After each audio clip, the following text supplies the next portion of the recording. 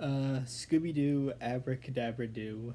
Um, I've actually had some like fond memories watching scenes and snippets of it back in the day on Cartoon Network.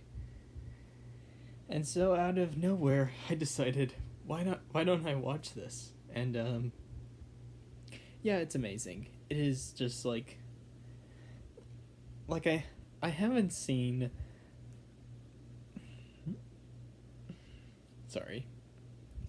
I haven't seen Zombie Island, Witches, Ghosts, Alien Invaders, and even though this film won't top the scale and just like greatness that those three films did, this is still a very great entry into the straight to video Scooby movies. Um, Characters were handled great. Casting was great too. Uh, like in terms of the new characters, I think John DiMaggio really does a great job with the gardener. Sorry, I'm just playing around with my hair. Also, I don't know if it's me, but why? Why does like Scooby Doo have to? Why do like these movies or shows have to draw the characters so, or just have them so? Let's see, what's the word? Horny. Like, take for instance, I got some examples. Scooby Natural.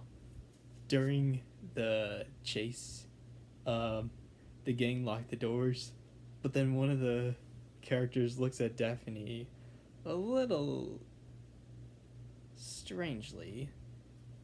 In the opening of this film, there are some shots, I'll just say, if you've already seen the movie, you'll know what I mean. And how, like, in the live action movies, they try to, like, obviously those obviously those films were although I can kind of excuse those because those ones were originally filmed with the intention of being for a more older audience. But I don't know if it's just me, but like why does Scooby Doo have its horny moments? I just don't know. I really think Shaggy and shoot. Oh yeah, there's my phone. One trip to Letterbox.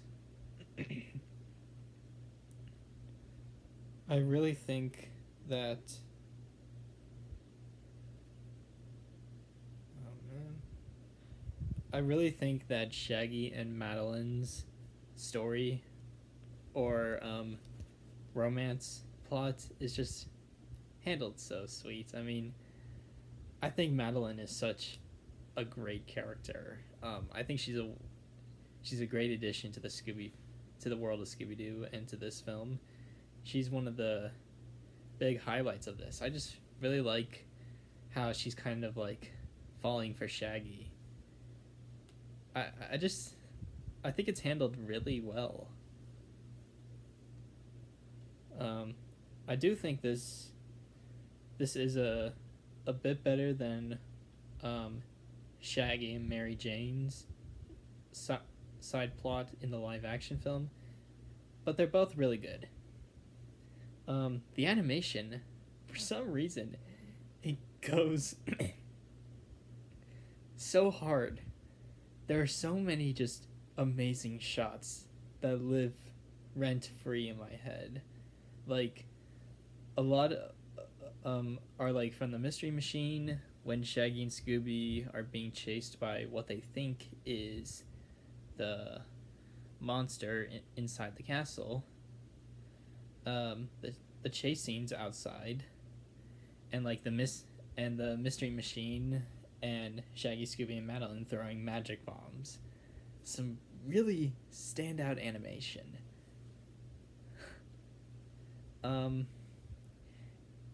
I do think there are some shots with the shaky cam that could have been a bit better, but there's a lot of good animation that I can just excuse that.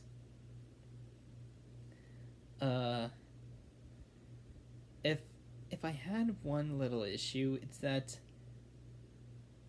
once they reveal who was behind all this, they try to make us feel sympathetic and sorry for him, but like it feels a bit forced. Like, yeah, it just feels forced. Like, I feel like they could have shown us some hints.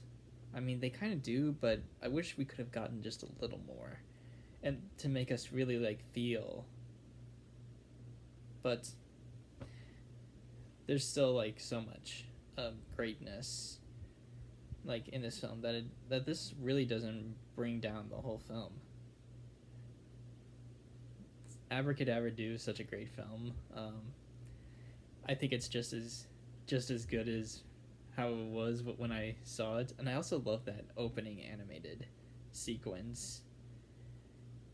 Like, it's got great animation, a great atmosphere, great characters. Just, it's such a great movie, and I so highly recommend it to like anyone who's new to Scooby-Doo or who hasn't seen it. You're, it's gonna be a magical film.